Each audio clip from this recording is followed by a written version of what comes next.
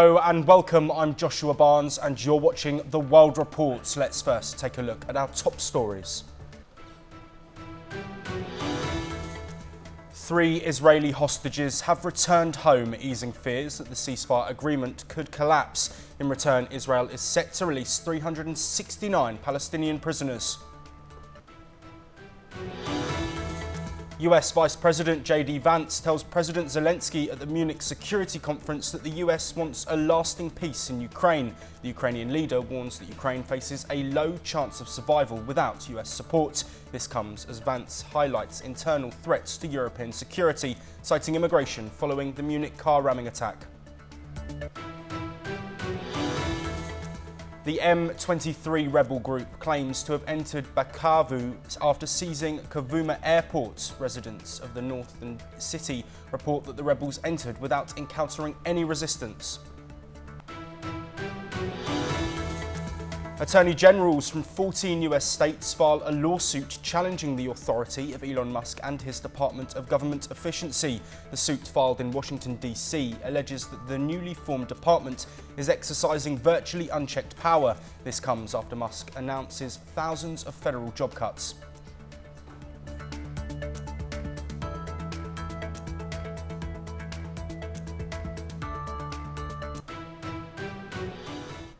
Hamas have just released 3 Israeli hostages amid ongoing fears over the Gaza ceasefire. The 3 people who were released are Israeli-Russian Alexander Trufanov, Israeli-Argentine Yair Horn, and Israeli-American Sagu Dekel-Chen. The hostages have been handed over to the Red Cross and have now returned to Israel, with celebrations taking place across the country. Meanwhile, Israel is expected to release 369 Palestinian prisoners in return. Hamas had previously threatened to halt releases, accusing Israel of ceasefire violations. Israel warned it would resume attacks if hostages were not freed by midday today, while these comments were echoed by US President Donald Trump. Joining us to discuss this evolving situation, we're first joined by Ali M. Bushback, who is an independent Palestinian researcher. Ali, I'd like to look at this deal and the hostages that have been released and how this is potentially saving the ceasefire deal. Of course, there were threats from Israel and from Donald Trump regarding releases by 12 p.m. today, local time. Do you think this is something that Hamas needed to do in order to save the lives of many within Palestine? Thank you for having me. In fact, there is a cautious anticipation surrounding the implement of the ceasefire in Gaza, as the hostages are released today within the exchange agreement between Hamas and Israel. But there is also this part of agreement is surrounded with the flooded amount of ongoing threat and explosion between Israel and Hamas, particularly during the last statement of President Donald Trump. There is no doubt the ceasefire between Hamas and Israel is fragile, but in my opinion, Hamas want to release. Hamas is thinking to remain the ceasefire between Israel and Palestinian. However, from other side, Benjamin Netanyahu, he is not as serious for the ceasefire, and I guess the emulation of exchange, the allegation between Hamas and Israel about the violation of the ceasefire is so clear that there is some part it's not as serious about the negotiation and to move to the next phases of the negotiation between Israel and Hamas. On the ground, Palestinians are so hopefully, and on the ground, Palestinians are cautious anticipation of what will happen. Especially the statement between Israel and Hamas, it's are increased about the violation of the war the violation of the ceasefire on the ground. So the time will show what will happen, but I guess Palestinians are so serious to remain the ceasefire between Hamas and between Gaza and Israel. Especially they are suffering of the war for more than 15 months. So this releasing the hostages after delaying it for, I guess, 5 days. It shows how much the Palestinians are serious to remain the ceasefire in Gaza, Yes, especially. also, sorry to interrupt you. I would like to bring in our other guest for this discussion. We have Yossi Kupawasa, who is the former head of research at the IF Defence Intelligence in Tel Aviv.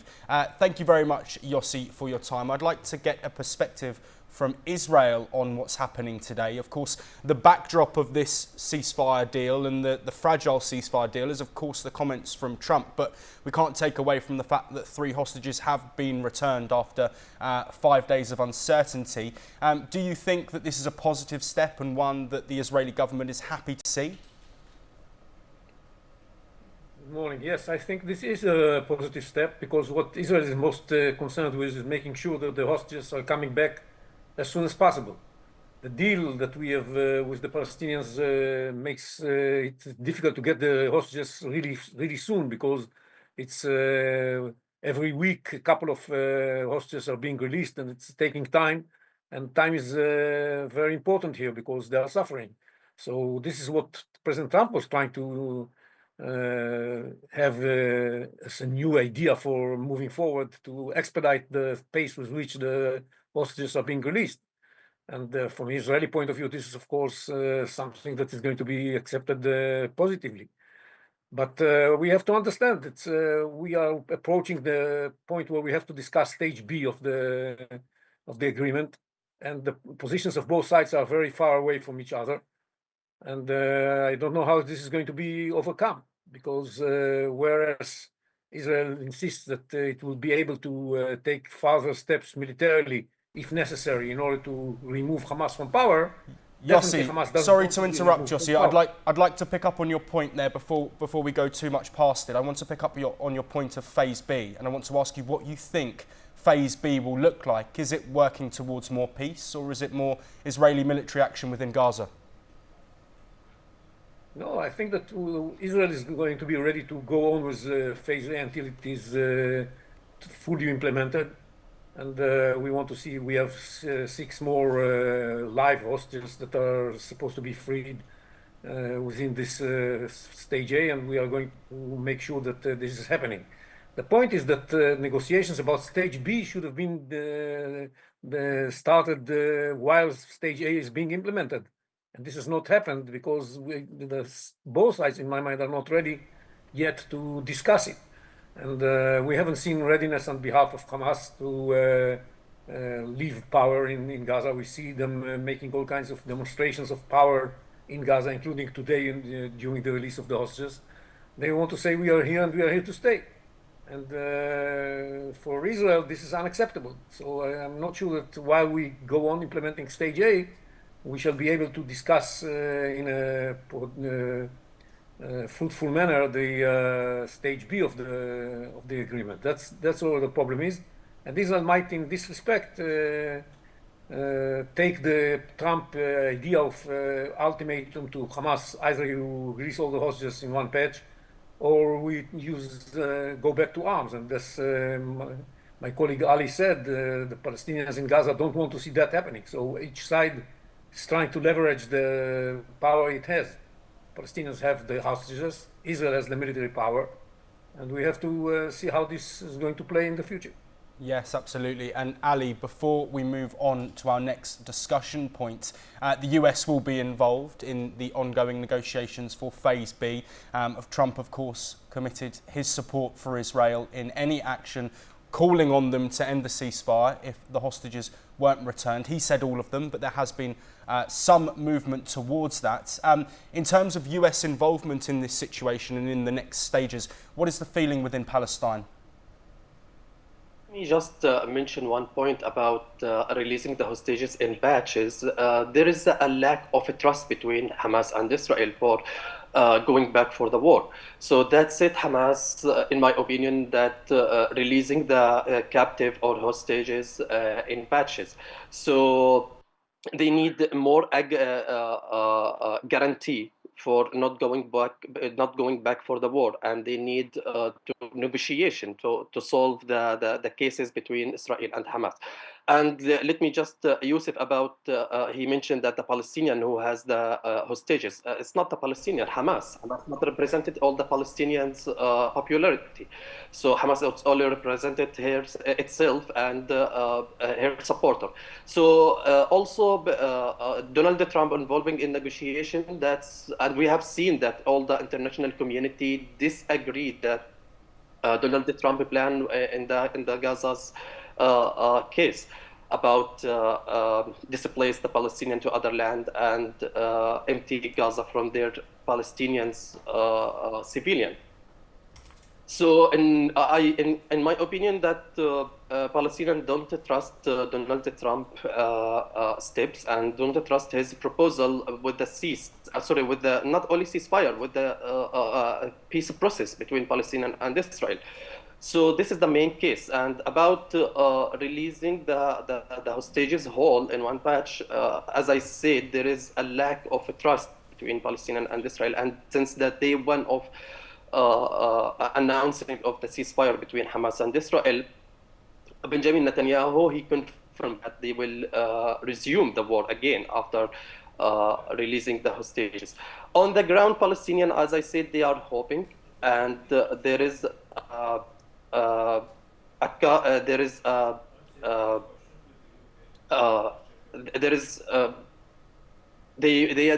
are monitoring the war. I mean, monitoring the situation with carefully about what will happen. So either they will displaced, or either the ceasefire will remain again. That's in my belief. Yes, Ali and Yossi will be staying with us as we stay in the Middle East. And in Lebanon, a senior UN peacekeeper has been injured after protesters attacked his convoy. They set his vehicle on fire. The injured UNIFIL deputy commander was en route to Beirut airport. The UN has condemned the attack as a violation of international law. Lebanon's President Joseph Aoun denounced the violence, vowing that those responsible would face punishment. Supporters of the Lebanese armed group Hezbollah have been protesting outside of the airport since Thursday. It comes after 2 Iranian planes were barred from entering Lebanon, leaving dozens of Lebanese nationals stuck in Iran. The measure was put in place by the Israeli Defense Forces, who say Iran's Quds force has been using flights to smuggle funds to Hezbollah. Yossi, I would like to come to you first, and I'd like to look at the end of that comment there that I made regarding these flights and the impact of Iranian money coming to Hezbollah. We know, of course, a ceasefire deal between Hezbollah and Israel is in place, but what could these funds be used for if they are indeed coming from Iran, and how could that impact Israel moving forward into the future? Well, I think what we are seeing is that the Iranians are trying to find a replacement for the direct connection they had with Lebanon through Syria. And now that Syria is under the control of a leader and a regime that is opposed to Iran, they are trying to go directly to Lebanon, and they cannot bring in arms, so they bring a lot of money, so that this will enable Hezbollah to regroup and probably also rearm itself. That is unacceptable. It's against the agreement between us and the Lebanese government. And that's why the Lebanese government is on our side on that issue, that Iran should not be supplying Hezbollah, bypassing the Lebanese government. And that's something totally unacceptable for not only for us, but for everybody, including the Lebanese government. And of course, this is the issue here. It's not about the passengers, that the Lebanese passengers that got stuck in Iran. It's about the attempt to bring in money to enable Hezbollah to rearm itself. That's the problem. And definitely, even by the way, even Hezbollah is trying to distance himself a little bit from the protesters who were acting against UNIFIL deputy commander. Yes, and I'd like to pick up on that and pose that to Ali. We know, of course, that the senior UN official was, of course, injured, and the fire that's been set off by Hezbollah supporters. Does this show, Ali, that there is potentially still a divide in Lebanon between the government and then supporters of Hezbollah? And how important is it that that is managed in order for there to be peace in Lebanon, but also the impact that it might have across the Middle East? Let me just only mention that the ceasefire between Hezbollah and Israel is fragile. From the day one announcement of the agreement between Hezbollah and Israel for ceasefire, Israel violated the ceasefire. They implemented many airstrike in in Lebanon and in the southern part of Lebanon that are controlled by Hezbollah. And there is many civilian has been killed after the announcement of the ceasefire. In my opinion, that Lebanese, they are supporting Hezbollah as a part of the civilians and as a part of the population of the Lebanese. So what is happening on the ground about recently about the killing, and that it's a part of the conflict between Hezbollah and Israel, and what is happening on the ground after the killing or assassinating the supreme leader of Hezbollah, Hassan Nasrallah. Hezbollah is understanding that this war is not his war, and he is performing the proxy war with Israel. So after that, after killing the supreme leader, Hezbollah, he is announcing and he was ready to ceasefire with Israel. So who's violated the agreement between Hezbollah and Israel? Israel itself. And we have seen many airstrike has performed by Israelis airstrike, and also finding excuses to return to the war with Hezbollah. I guess Hezbollah is not ready to return to the war, as much as he want to maintain the ceasefire with Israel. Yes, and Yossi, I want to look really at the response that there's been. The UN, of course, have condemned the attacking of the convoy and specifically the senior member of UNIFIL. Do you think Israel can do anything to try and make sure that the peacekeepers are kept safe, or is it a case of sort of leaving Lebanon to do what they are and working on, of course, finalising and completing a ceasefire deal with the removal of Israeli troops? Well, I think that, first of all, Israel has not violated the ceasefire. Those who violated the ceasefire are Hezbollah, who are trying to, against the agreement, to regroup and rearm themselves and to relocate and redeploy themselves in southern Lebanon. According to the agreement, they are not allowed to do that. And according to the agreement, Israel is the force that is going to make sure that they don't do that, because we can't rely anymore on UNIFIL or even on the Lebanese army. We try to let the Lebanese army do its job and make sure that they don't do that. But the Lebanese army is too weak until now and has not managed to prevent that from happening. After we complain and nothing is being done, we carry out attacks in order to make sure that Hezbollah is not able to rearm itself. And we threaten to do that also against the efforts to bring in the money. So that's, and this is according to the agreement. This is not a violation of the agreement. This is a part of the agreement, a major part of the agreement. We wouldn't have signed it if we didn't have this in the agreement. These are understandings that are an annex of the agreement between us and the Americans, and this is the way we are operating.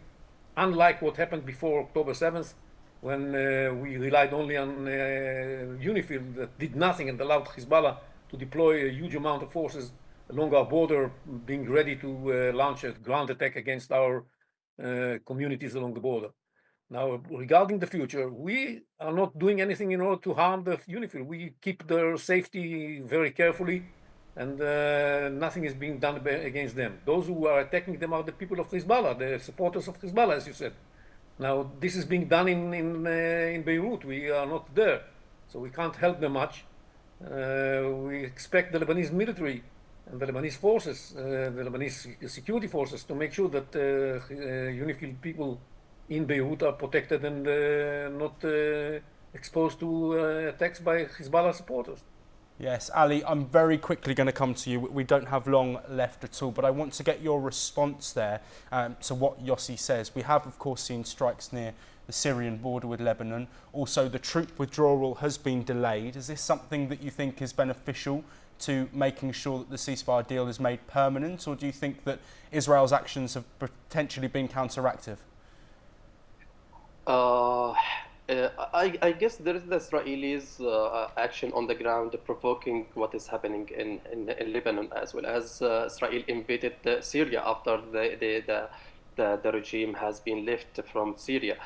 We have seen who's want to extend the violence on the ground. So about the Lebanese army is weak. The Lebanese army is not weak. I guess they control the situation. They control all the borders, so they will take the serious action for these things. In my opinion, that the ceasefire between Hamas and Hezbollah, between Hezbollah and Israel, it will remain. Since I said Hezbollah is not doesn't want to go back to the war. Yes, Ali, I'm really sorry to have to cut you off. We are out of time. Ali and also Yossi, thank you very much for joining us. We now move on to US Vice President J.D. Vance, who's met with Ukrainian President Volodymyr Zelensky in the Munich Security Conference. The Jew discussed several aspects of the potential peace deal between Russia and Ukraine. While there were revelations made, some key points went unnoticed. Here is the report. The first day of the Munich Security Conference was dominated by talks on the future of the war in Ukraine. World leaders and representatives, including Ukrainian President Volodymyr Zelensky and US Vice President J.D. Vance, gathered just days after President Trump announced that he had a lengthy and highly productive phone call with Russian leader Vladimir Putin in the first face-to-face conversation with the Ukrainian president, Vance said. Fundamentally, the goal is, as President Trump outlined it, we want the war to come to a close, we want the killing to stop, but we want to achieve a durable, lasting peace, not the kind of peace that's going to have Eastern Europe in conflict just a couple years down the road. However, in his statement, Zelensky said that he isn't sure US has a ready-made plan. He also said Ukraine would need to double the size of its army without NATO membership. We are very thankful for American support. President Trump, we have good conversation today. Our first meeting, not last, I'm sure, and really what we need to speak more, to work more, and to prepare the plan how to stop Putin and finish the war. We want peace very much, but we need real security guarantees. Vance also met with UK Foreign Secretary David Lammy, who then made some revelations from their conversation over the negotiations in the Russia-Ukraine war. We share the view that there has to be an enduring peace. We recognise that this can't be Minsk 3.0. This has to be a serious negotiated peace. And there was an agreement that Zelensky and the Ukrainians have to be part of that negotiated deal. In a sad outcome, the conversations ended without an announcement of a critical minerals deal that is central to Kyiv's push to win the backing of President Donald Trump. Reportedly, two members of the Ukrainian delegation said that some details still needed to be worked out in a revised draft agreement of the deal that could open up its vast resources of key minerals to US investment. Away from Munich, Ukraine alleged that a Russian strike damaged the protective shield over the Chernobyl nuclear power plant overnight, a claim the Kremlin has since denied. The strike hit the concrete shelter that covers the plant's destroyed former fourth power unit, sparking a fire that was later extinguished. Despite significant damage, Zelensky said radiation levels have not increased. The war is raging as the peace talks are gaining momentum from all fronts. Each passing day when peace is not made increases the risk of lives and the future of the two regions. Bureau Report, NewsX. That's it for now, but we'll be back very soon with your latest international news.